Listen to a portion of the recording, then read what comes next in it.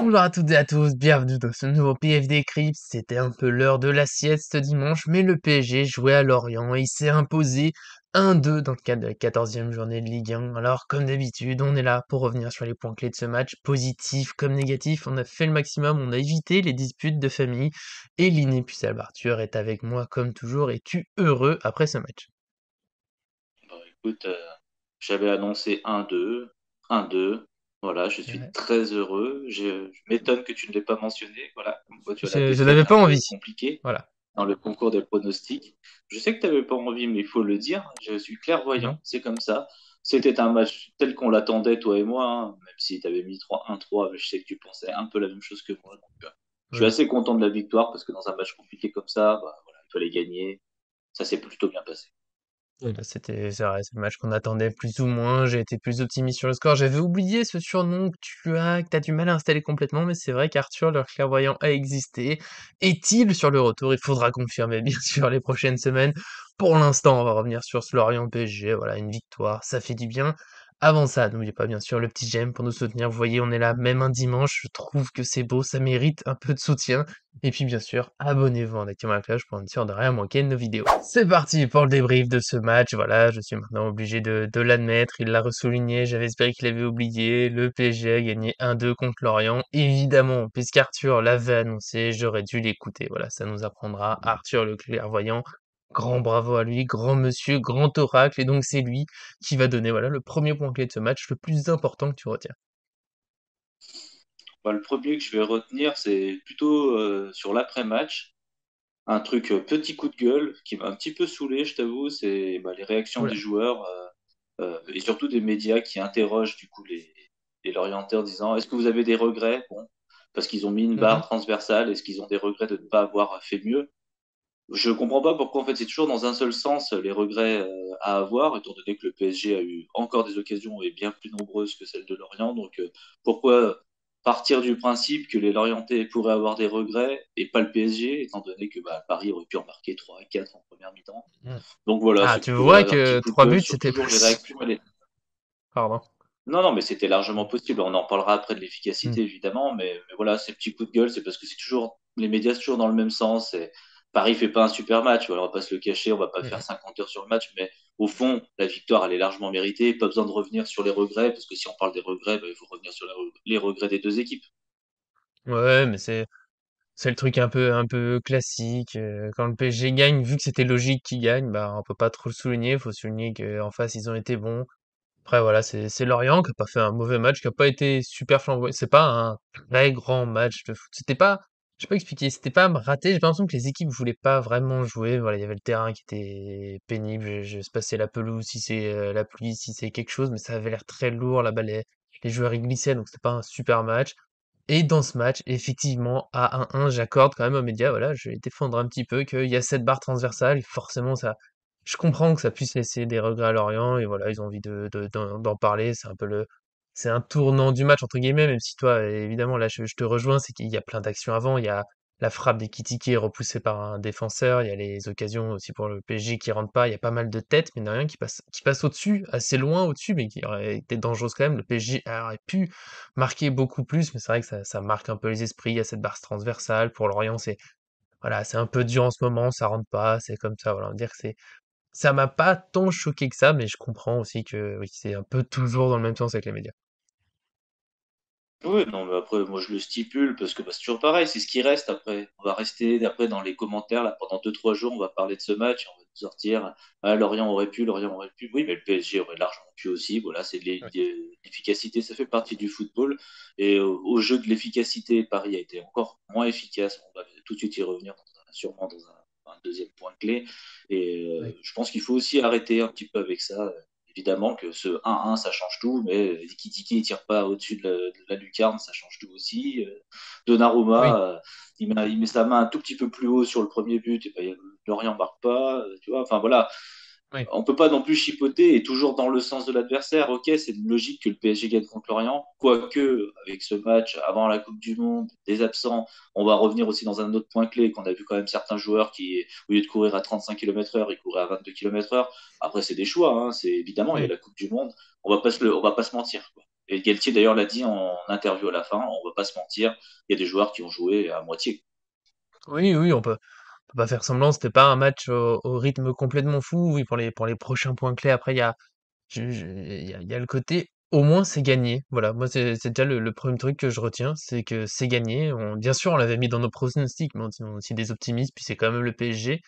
Mais bon, on le savait, on en a beaucoup parlé, c'était un match un peu piège à Lorient, qui est pas une équipe facile à affronter, hein, même s'ils sont pas sur une super série, c'est quand même le quatrième du championnat, une équipe qui joue bien, très joli but d'ailleurs, très dans le style de Lorient cette saison. Alors peut-être qu'il y a des erreurs défensives sur le but, j'ai pas tout analysé, mais voilà, c'est un très bel enchaînement. Je m'attendais à voir ça au moins une fois de la part de Lorient dans ce match, ils ont mis leur but, c'était pas facile. Il y a la Coupe du Monde, Mbappé l'avait dit la semaine dernière déjà que la Coupe du Monde est dans les têtes. Galtier l'a bien dit après le match. Ça s'est vu sur le terrain, mais au moins, il y a cette victoire. Alors, j'aurais aimé qu'il y ait pas le relâchement. J'aurais aimé qu'on passe par 2-0 plutôt que 1-1. Parce que j'ai eu un petit peu peur, mais ils ont su réagir. Voilà, au moins, c'est déjà ça. Et pour moi, ça souligne même à quel point le PSG a joué un peu sur le minimum. Ils menaient 1-0, donc on gère tranquille. Et on gère finalement un peu trop, ce qui arrive souvent depuis quelques années. On gère trop, donc on finit par prendre le but. Mais à ce moment-là, bah, le PSG réaccélère, reprend la maîtrise du match, met le 2-1. Ils ont gagné. Voilà, on va être, on va dire, relativement tranquille cette semaine. Et pour moi, ça, c'est déjà l'essentiel.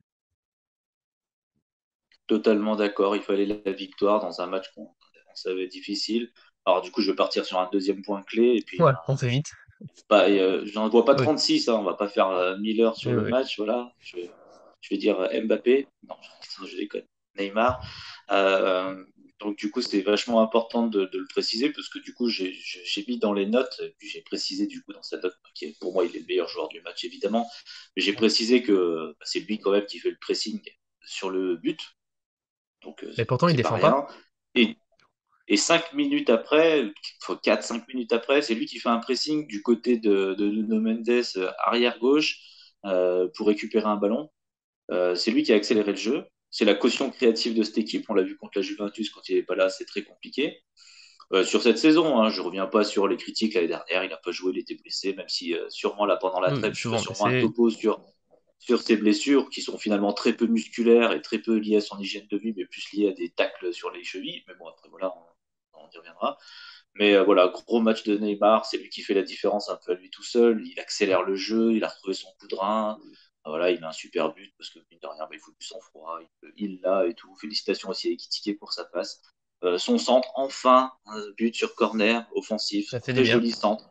Et bien évidemment, Danilo, titulaire, ben, il a le bon positionnement. Je pense que c'est vraiment une arme pour la deuxième partie de saison, Danilo. Au moins dans les phases défensives et offensives sur le jeu de tête, on voit qu'il est quand même au-dessus de la mêlée. C'est très bien. Donc, mention spéciale pour Neymar, évidemment, pour tout ce qu'il a pu faire dans le match, parce que je retiens quand même qu'il a été beaucoup critiqué et c'est un des joueurs qui va à la Coupe du Monde et qui peut-être, avec Messi, a le plus envie de la gagner, qui a le plus envie et il ne Mhm. s'est pas du tout ménagé. Il a quand même été au duel, il a été au contact, il a mis le pied, il s'est pris des coups et il a quand même joué jusqu'au bout. Donc félicitations à lui. Et puis Danilo, que je trouve toujours très bon quand il joue. Enfin, il fait du bien, il sécurise, je le trouve très bon défensivement, hein. Moi, si tu me l'aurais mis en numéro 6, j'aurais beaucoup moins apprécié, je pense. Mais je trouve qu'en défense, par contre, c'est vraiment une plus-value. Je pense qu'avec le trio, enfin, même tu rajoutes Mukele, tu rajoutes Kimpembe, pour moi, Danilo, c'est le meilleur défenseur du Paris Saint-Germain au jour d'aujourd'hui. C'est le joueur qui Je suis apporte le plus d'accord. de garanties. Même dans la relance, il s'est amélioré. Et en plus, bah, offensivement et défensivement, il gagne ses duels de la tête. Et ça, c'est primordial pour un joueur dans une équipe du PSG qui manque cruellement de physique. Donc, mention spéciale Danilo, mention spéciale aussi à Marquinhos en première mi-temps, qui a fait, je trouve, une très bonne première mi-temps. Mhm. Et après, Verratti, que je trouvais plutôt bon pour le reste. Et Kitike, j'ai bien aimé son début de match, mais bon, un match, c'est 90 minutes, il n'avait pas 90 minutes dans les jambes, et du coup, je l'ai trouvé un peu moins bon. Mais bon, Danilo, Marquinhos, Verratti, en soutien d'un grand Neymar, je trouve que déjà, ça faisait une bonne colonne vertébrale. Pour le reste, bah après, je te laisserai peut-être si tu as des petits flops sur les autres, mais je sais que tu en as peut-être pas mal, un petit, mais je vais te laisser l'annoncer, mais je pense être déjà d'accord avec toi. Ouais, Arthur, il me connaît. De toute façon, on parle un petit peu en privé, mais de toute façon, il me connaît. Il sait que voilà, il y a un flop à venir, on le connaît. Même ceux qui nous suivent souvent peuvent savoir où ça va aller, mais je vais d'abord réagir un peu j'essaie de me rappeler de tous les joueurs que tu as mentionnés. Déjà Neymar, voilà, toujours en faisant rapide, parce que là, on est assez d'accord. En plus, on le redit, le match n'était pas non plus, voilà, il y avait un côté sieste du dimanche, hein, c'était assez tranquille. Mais Neymar, c'est vrai, ça fait du bien parce que dans ce match assez tranquille, dans ce match avec beaucoup de difficultés techniques pour, beaucoup de joueurs, bah, lui, il a quand même réussi quelques très jolis gestes techniques. Il a créé des occasions, il met un but, il fait une passe décisive sur un corner, ça nous manquait énormément ces corners. Alors bien sûr, pour qu'il y ait la passe, faut aussi, Danilo. Là, je suis d'accord avec toi, je pense que sur la, on va dire, première partie de saison, même si c'est la 15e journée, mais on se comprend, il y a la coupe du monde, c'est le meilleur défenseur central du PSG jusque-là. Voilà, c'est le plus constant. Alors, tous ont pu être bons par moment. Marquinhos va mieux quand même dernièrement, faut le noter. Pour moi, c'est important. C'était difficile. D'ailleurs, là, il va mieux alors que c'est une défense à 3. Tout le monde disait que défense à 3 le rendait forcément moins bon. Bah, là, il a été pas mal. Mais Danilo, quand même, très solide, beaucoup de duels gagnés. Et je suis d'accord avec toi, en 6, peut-être toujours pas le super distributeur de jeu, mais là, il remplit très bien son rôle dans cette défense. En plus, il met un but de la tête, ce qui manque beaucoup. Même si je note qu'il y a eu quelques têtes, hein, je le disais avant, notamment Ramos qui a fait plusieurs têtes, mais ça rentre pas. Bah là, voilà, Danilo il est décisif. Je suis content pour lui, aussi, tout simplement. Voilà, il mérite d'être récompensé. On a été agacé parfois la saison dernière par son style de jeu en 6. Bah là, voilà, il fait un très très gros début de saison. Pour revenir sur Neymar, du coup, dont je parlais à la base, bah, voilà, tout simplement. Neymar, il était nul il y a quelques mois et maintenant, bah, c'est très régulièrement quand même le meilleur joueur parisien sur le terrain. Et comme tu as dit, et la Coupe du Monde approche, on pourrait craindre que bah, il s'arrête un peu de jouer, mais non, il y va toujours à fond, toujours avec le même style. Donc bravo à lui, merci, ça fait du bien. Pour Ekitike, joli début de match, beaucoup d'efforts même dans le pressing, plutôt pas mal de présence. Après, les frappes elles rentrent pas. Il y a peut-être un petit manque de confiance, voilà, il a envie de tellement de le mettre ce but que bon, bah, il y va un peu fort sur la frappe qui passe au-dessus. Il y a une frappe arrêtée par un défenseur, c'est un peu pas de chance. J'ai bien aimé sa passe décisive, même si elle me surprend, parce que j'ai l'impression qu'il y a un buteur dans ce genre de cas, la balle elle arrive, le goal est pas dans les cages, on tire tout de suite. Ah non, il a fait le cadeau à Neymar. Peut-être que c'est un manque de confiance. Je veux pas suranalyser sa psychologie, mais en tout cas, il a été décisif. Moi, j'ai envie de retenir ça. Voilà, c'est la première fois qu'il est décisif avec le PSG. Il fait un match complet. La deuxième mi-temps, elle est difficile, mais il l'a dit, hein, il a commencé à avoir des douleurs. Il a plus l'habitude de faire ce match. Donc, voilà, bilan quand même relativement positif parce que c'est une doublure qui a joué, qui est décisive. C'est déjà pas mal dans son cas. Et là, peut-être que du coup, c'est trop dur parce que je suis un peu indulgent et critiqué, mais mon flop, bah, c'est un autre statut, c'est Mbappé qui est censé être l'un des leaders, voire le leader offensif au PSG. Bah, voilà, pour moi, il passe encore relativement à côté. Alors, il y a des excuses, encore une fois, j'ai pas envie de trop lui taper dessus par rapport à d'autres matchs, parce que autant des fois, il est pour moi, très clairement agaçant dans les choix, même si, par moments il y a du mieux. Là, c'est pas vraiment les choix, c'est que voilà, pour moi, il était pas tout à fait dedans. Je pense qu'il l'a dit lui-même, hein, après je match contre Juventus, la coupe du monde, elle est dans la tête. Je pense que là, il l'attend un peu. Il a envie de réussir ce mondial avec l'équipe de France et là, voilà, il accélérait pas tout à fait. Alors la pelouse l'aide pas non plus, mais après dans les gestes, voilà, des loupés techniques, des passes un peu manquées. Il a fini par marcher. Je pense qu'il s'est au moins, voilà, comme ça, je pense qu'il s'en est bien rendu compte qu'il ratait son match. Il a pas, j'ai pas l'impression qu'il cherchait des excuses. Il s'est pas agacé sur les autres comme il pouvait le faire en début de saison. Il avait l'air vraiment agacé par lui-même. Alors voilà, il s'est loupé. J'ai pas envie d'en faire une catastrophe, mais voilà. Pour moi, c'est le flop du match et c'est là où peut y avoir peut-être 3 et 4-1. C'est avec un Mbappé en forme. Je pense que le PSG aurait pu enchaîner un peu plus, mais bon, là, il s'est raté. Oui, bah voilà, t'as déjà, bon, voilà, c'est le but, c'est pas de lui taper trop dessus, mais effectivement, il a rien Non. réussi. Ouais, clairement, hein, Oui. on va aller chercher plus loin. Il a tenté de passer sur son côté, il passait pas. Des fois, il poussait des ballons, mais on se demandait pourquoi. Il est passé à côté de son match. Alors voilà, il y a un petit peu de Coupe du Monde derrière, il y a un petit peu de pelouse, il y a un petit peu de tout, il y a un petit peu de Lorient qui a quand même joué beaucoup plus bas que d'habitude. Il y a beaucoup de choses, mais voilà, ce que je regrette un petit peu dans le match d'Mbappé, au-delà de tout ce qu'on vient de dire, parce que ça c'est important, bah, c'est l'adaptabilité, quoi.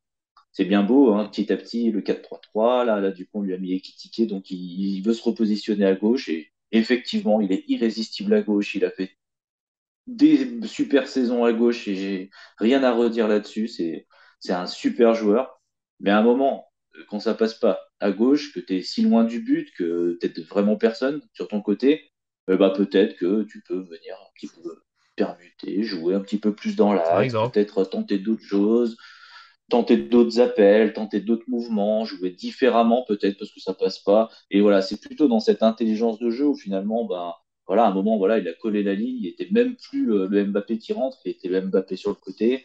Voilà, le Usain Bolt de la ligne de touche, à un moment, c'est bien. Mais quelque part, moi, j'attends un petit peu plus, voilà, sans faire plus d'efforts, toujours sans prendre peu de risques. Je l'aurais aimé voilà, un petit peu plus adaptable, plus devant, plus dans l'axe, plus venir voilà, faire des petits décrochages, peut-être Mm. un petit peu plus jouer en pivot. Je pense que c'est ça aussi l'attaquant moderne, c'est l'attaquant qui a ses qualités, qui sait faire ce qu'il sait faire et qui le fait super bien, donc partir de gauche et rentrer dans l'axe, mais qui doit rajouter ces petits ingrédients dans un match en fonction de l'adversaire qui vont venir faire toute la différence. Et Mbappé a les qualités pour le faire. Il l'a déjà fait contre les grandes équipes, mais j'ai remarqué souvent contre les petites équipes, il va s'enfermer dans un style et du coup, il va pas forcément essayer de changer. Là, il aurait été intéressant avec un Ekitike qui décroche, qui part un petit peu sur un côté, qui change un peu de permuter un petit peu plus et lui qui prenne un petit peu plus l'axe, qui fasse des appels un petit peu plus à droite, peut-être un peu plus. Voilà, c'est plus dans ça que je regrette vraiment son match. Je trouve que voilà, quand il voit que ça passe pas, bah, faut arrêter, il faut passer autrement, faut pas insister non plus pendant toute l'après-midi à essayer de passer sur le côté gauche, alors qu'on voit bien que techniquement c'était difficile, le terrain c'était difficile, l'adversaire en voulait plus que lui. Enfin, je veux dire, à un moment, bah, voilà, tu es intelligent, tu fais aussi comme son idole, Cristiano Ronaldo, qui à un moment, bah, quand ça passait plus sur le côté, il s'est réaxé, il a apporté vraiment une autre Mm. dimension à son jeu. Et je pense que ça, c'est la prochaine étape pour Mbappé, qui est déjà un très grand joueur, rien à dire. Moi, je ne veux pas du tout le critiquer, mais qui va, quand il va vouloir grandir encore un peu, bah, c'est quand il va accepter de devenir meilleur dans les domaines dans lesquels il est moins bon. Et ce soir, j'ai trouvé, enfin ce soir, d'habitude, cet après-midi, j'ai Ouais. trouvé bah, que voilà, j'ai trouvé ça un peu agaçant de le voir que sur le côté à ne pas passer. Bah tente, va dans l'axe. Je sais pas, fais autre chose. Voilà. Oui. Il a fini par essayer de tirer de loin un peu dans les défenseurs. Pour moi, c'est le geste de Mbappé qui, voilà, qui a plus de solution. Je trouve là-dessus, ça rejoint un peu. Alors, je suis pas d'accord sur tous les points de la déclaration, la fameuse déclaration de Zlatan Ibrahimovic sur Mbappé. Bon, il a peut-être été dur sur deux, trois points, mais il y a une phrase où il dit quelque chose comme qu'il aimerait qu'il cherche à progresser plutôt que de rester dans le confort. Et là-dessus, ouais, je suis assez d'accord. Je trouve que tout son truc sur déjà son positionnement, alors toute la communication qu'il y a eu, déjà pour moi, c'était un écran de fumée pour cacher ses mauvaises performances. Mais ce match, oui, pour moi, ça confirme cette idée que, à un moment, il faudrait qu'il accepte de faire autre chose. Alors, c'est très bien, il a des qualités. Dans les matchs où ça passe, bah, c'est une arme absolument dingue et il peut enchaîner des buts, il peut enchaîner des décisifs. Et de toute façon, on va pas trop en faire sur ce Lorient PSG. Mais c'est vrai qu'une fois qu'il bloque, bah, je trouve qu'il lui manque voilà, le petit truc pour bah, changer d'un peu de façon de jouer, un peu de positionnement sur le terrain, de combinaison avec ses coéquipiers. Voilà, c'est un peu le. Si ça bloque, c'est fini, il n'y a plus rien.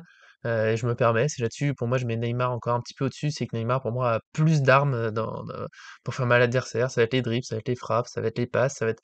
Voilà, pour moi, Mbappé, son petit axe de progression, voilà, c'est de pouvoir varier, toujours cette fameuse présence de la tête qu'on attend. Alors, il est pas très grand, mais quand même, je trouve qu'il y a même pas de duel. Et voilà, c'est les petites choses qui lui manquent.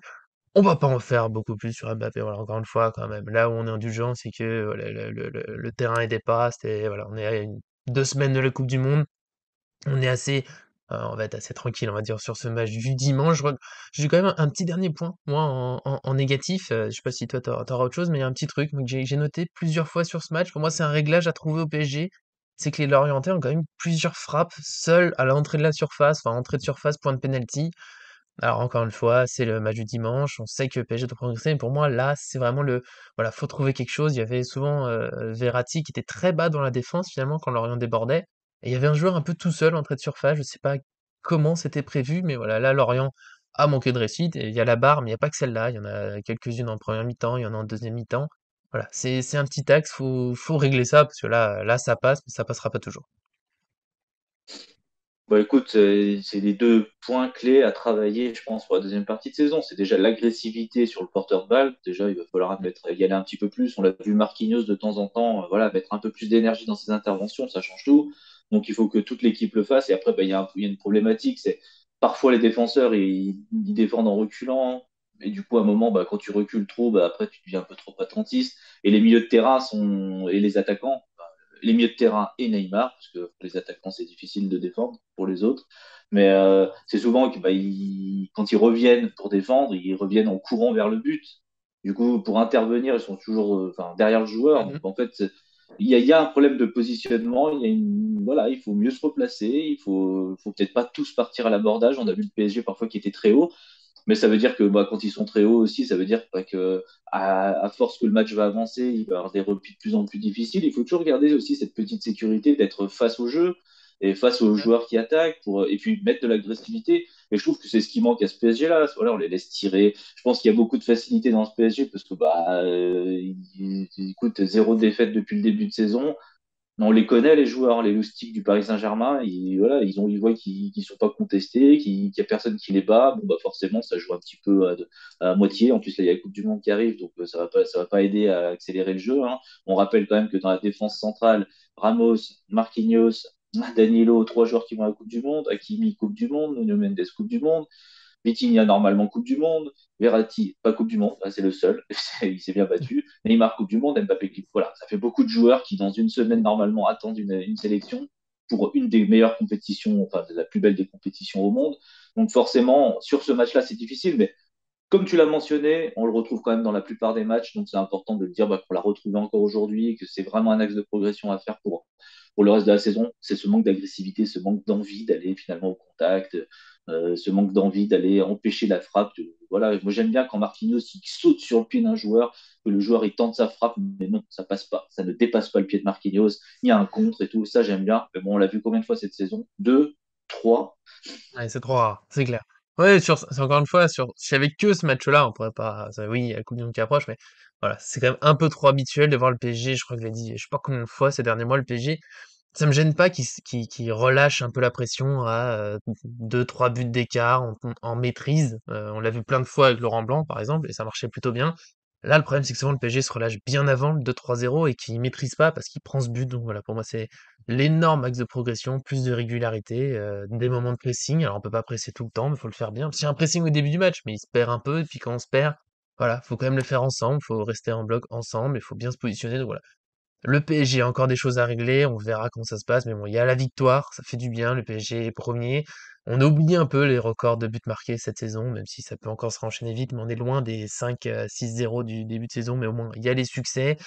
On verra pour dimanche prochain, juste avant la Coupe du Monde, encore un dimanche 13h, ça va être un match très particulier, mais d'ici là, sauf si t'as un dernier point, par contre je suis en train de fermer, mais je sais pas si t'avais un avant, mais je pense moi on a fait le tour, Un tout petit, mais je le un tout dirai petit. dans ma conclusion, t'inquiète pas.